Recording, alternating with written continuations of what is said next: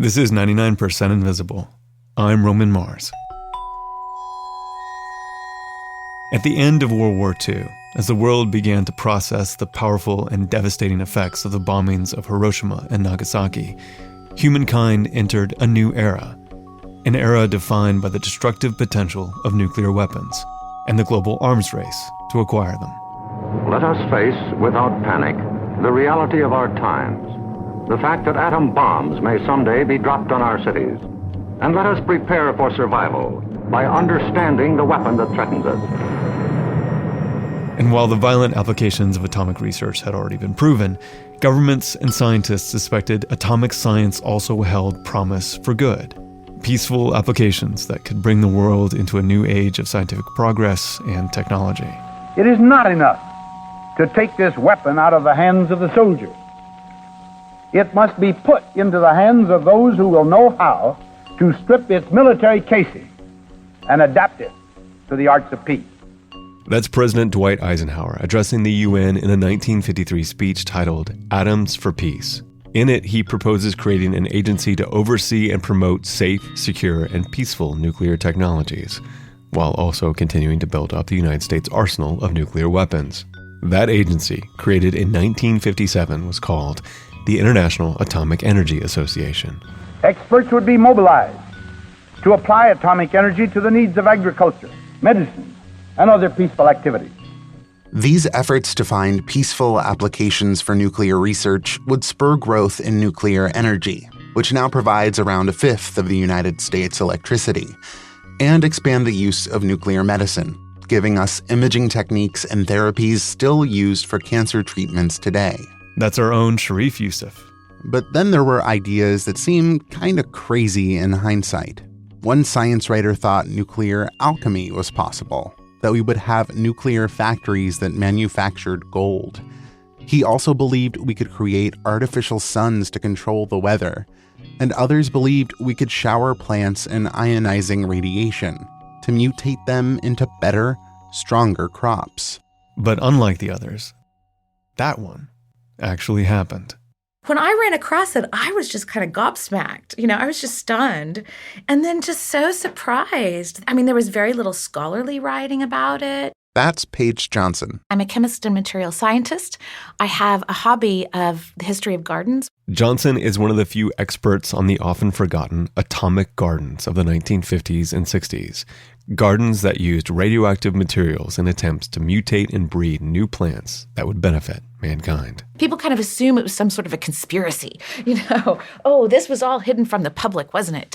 And this was a part of the CIA, or it was a part of the propaganda agencies, or that sort of thing.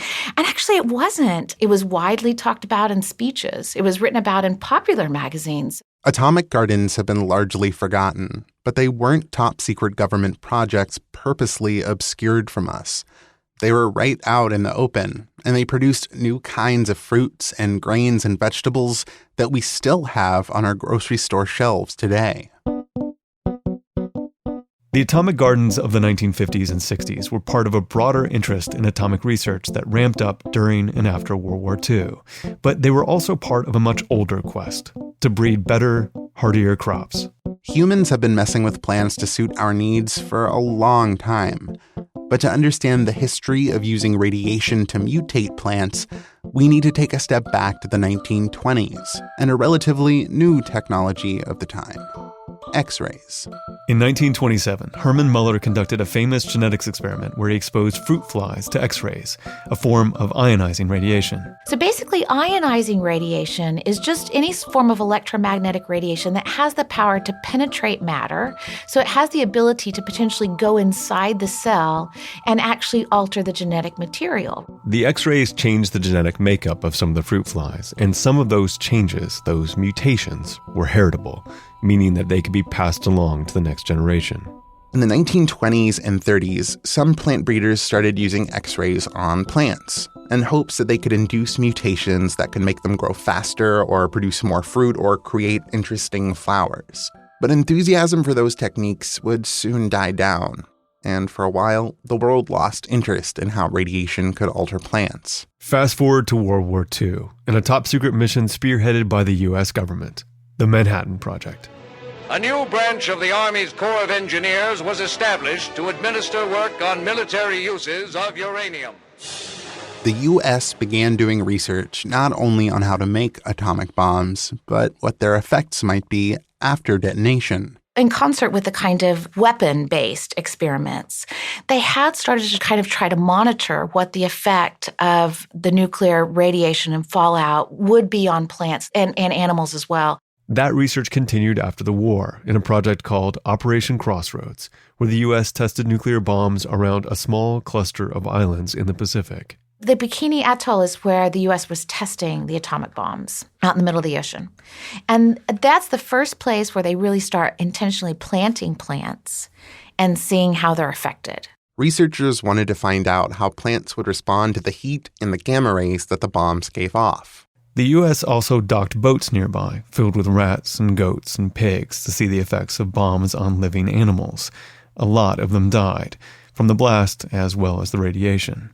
But there were other strains of nuclear research going on much closer to home, particularly in national labs where the government was willing to throw funding at the new hot topic of nuclear science. Even if those projects weren't directly related to weapons. Enter the atomic gardens, and a new quest to alter genetic material in plants, something we're still doing today.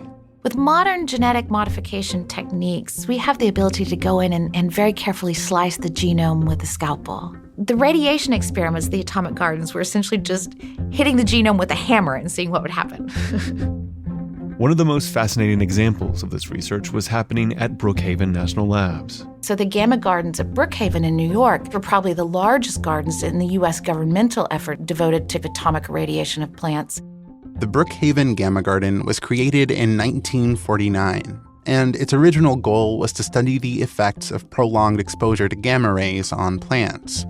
But eventually, they began to research whether they can use gamma gardens to induce beneficial mutations. The essence of a gamma garden is it looks like a big circle with pie-shaped wedges, and at the very center of the pie is a radioactive source that was usually contained in a pole and would be raised above the level of the ground. To call them gardens actually makes them sound smaller than they were. Many of these gamma gardens were 5 acres in size, so they were really massive installations. And because of the wedges, when viewed from above, it almost looks like the symbol for radiation danger. The center pole contained a radioactive isotope, usually cobalt-60, that would shower the field with gamma radiation for about 20 hours a day. When it was time for researchers to go in and see the results, they would lower the source into an underground bunker made of concrete or lead, step inside the field's high fence, and inspect the plants arrayed around the center. Generally, at the very front of the source, almost all of those plants would die, pretty much, or they'd be shrunken and shriveled. As you got back towards the back of the pie-shaped wedge, you'd see plants that were living that might look normal, but which were going to be evaluated to see if they had any abnormal growth patterns. Mutations naturally, randomly occur in every living cell. But here the researchers were hammering the plants with radiation in an attempt to increase that rate of mutation in the plant's DNA. So in a sense, the scientists hoped to speed up evolution. They were hoping to create crops that could withstand harsh growing conditions, that were more resistant to disease, that could produce more food to help feed the world. I was struck again by just what a utopian quest it was to kind of rebuild plants and end world famine and make the world, they even use this language, a smiling Garden of Eden. And this quest wasn't just taking place in the U.S. By the late 1950s, similar experiments were happening around the world, in Norway, Sweden, Costa Rica, and the Soviet Union, among other places. And not all of these efforts were run by the government or fancy research universities. Some were done by curious citizens. The Atoms for Peace movement began to support the idea that home experimenters could run their own nuclear projects. As part of this Atoms for Peace effort, it was really actually designed to enable atomic entrepreneurship as well, which seems startling. You know, it's like kind of if the startup culture of today existed, only you could get a radioactive source from the government with which to run your startup company. In the late 1950s, an oral surgeon in Tennessee became one of these atomic entrepreneurs. His name was C.J. Spies, And he built a little bunker in his backyard where he started irradiating seeds and selling them to home gardeners and to children looking for science fair projects. These irradiated seeds weren't dangerous to handle. Just because something's been irradiated doesn't make it radioactive. One of Spee's biggest clients was an Englishwoman named Muriel Howarth, who was an enthusiast of all things atomic and all things gardening. She formed something called the Atomic Gardening Society. And its purpose was really to engage the lay gardener in the sorts of atomic experiments that were taking place in the national laboratories. So she wanted to provide them with irradiated seeds, and they would hopefully discover useful mutations in people's backyards. People could become members of her Atomic Gardening Society, and Muriel would ship out the irradiated seeds and ask them to send back any data they could about the plants. This was really an early example of crowdsourcing science, was what she was doing. And her Atomic Gardening Society was just one of Howarth's efforts to get people involved and interested in nuclear science. Previous to forming the Atomic Gardening Society, she had published something called the Atomic Digest, whose byline was Safeguarding the Atom for the Layman. That digest was part of another society she started called the Atomic Society for the Layman. Albert Einstein agrees to be the first patron of her society. She was invited to gatherings of the Nobel laureates who acknowledged her, who say, our goals are much like yours. A lot of atomic scientists liked the idea that their work was being used for something besides making bombs. So the atomic scientists were very concerned that the power of the atom would be kept kind of only for evil and only for weaponry, and felt like the safest route for it was for it to be brought out into the open and into the realm of the layperson and into these more peaceful causes. And Muriel certainly made great efforts to help this cause. She had a lot of atomic gatherings and events. So there were film screenings about atomic topics, there were lectures, there were parties. And she was particularly unique in that she spoke explicitly to women about this.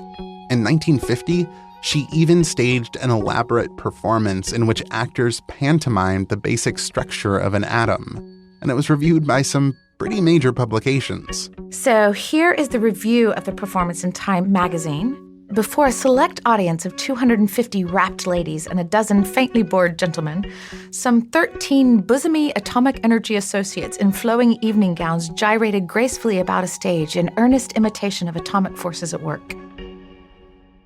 By the 1960s, popular interest in atomic gardening was coming to an end. Members of the Atomic Gardening Society grew tired of seeing very few promising results from their seeds. It was extremely rare to get a beneficial mutation, and mutations were hard for people without scientific training to detect. Backyard atomic gardening basically reached its peak with Muriel Howarth. But radiation plant breeding didn't completely disappear. Japan has an institute that uses a radiation field very similar to the Brookhaven Gamma Gardens. And the International Atomic Energy Association and the Food and Agriculture Organization of the United Nations have a joint plant breeding team, still conducting research with radiation today. And there are still varieties of plants in our food system that came about from radiation experiments. A strain of durum wheat in Italy, varieties of rice throughout Asia, certain pears in Japan, and a breed of sunflower in the US, just to name a few. Also, the Rio Star grapefruit came about because of radiation breeding experiments and now accounts for about 75% of the grapefruit grown in Texas. Our producer, Delaney Hall, used to live in Texas and can confirm that it is delicious. Yeah, I can confirm that it is delicious. But despite some successes, radiation plant breeding never managed to live up to its ideals of ending famine and turning the world into a, quote, smiling Garden of Eden. Basically, after the 60s, it was clear that things didn't live up to their promise. It definitely didn't live up to its aspirations. That's Helen Ann Curry. I'm a senior lecturer in the history and philosophy of science at the University of Cambridge. She's also the author of Evolution Made to Order, Plant Breeding and Technological Innovation in 20th Century America. Curry thinks that over time, especially as environmentalist movements started, people may have become less intrigued by and more wary of all things nuclear. including radiation breeding. Whether it's going to create horrible things in the field that I might not want to ever eat anyway. I wonder if radiation lingers on the seeds and might pose a threat to me. So I think this view becomes much more mixed about what the possibilities are. Some historians believe that the Atoms for Peace movement was just a cover anyway, a way to put a positive spin on atomic research as the US continued to build up its nuclear arsenal. When Eisenhower assumed office in 1953, the US had about 1,000 nuclear weapons. When he left in 1961, there were around 18,000.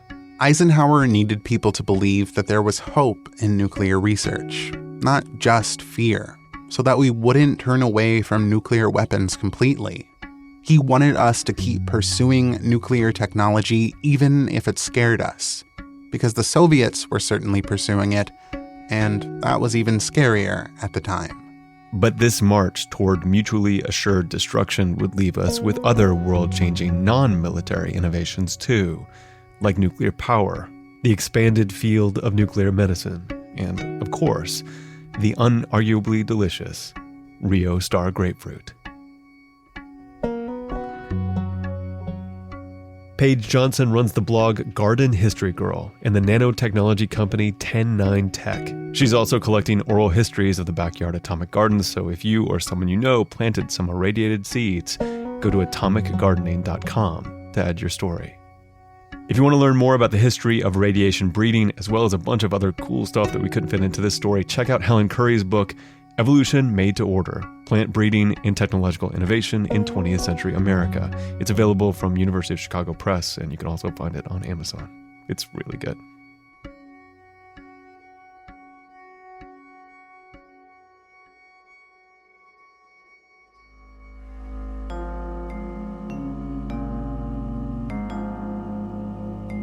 "99% Invisible" was produced this week by Sharif Youssef, with Delaney Hall, Avery Trufelman, Emmett Fitzgerald, Sam Greenspan, and me, Roman Mars. Katie Mingle is our senior editor. Kurt Kolstad is our digital director. Taryn Mazza is our office manager, and Sean Rial composed all original music for this episode.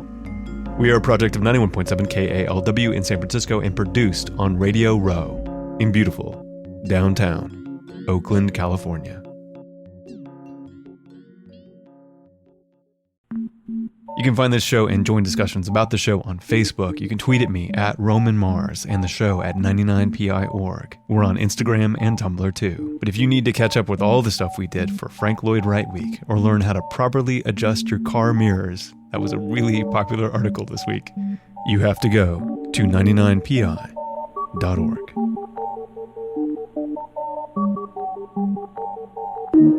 Radiotopia.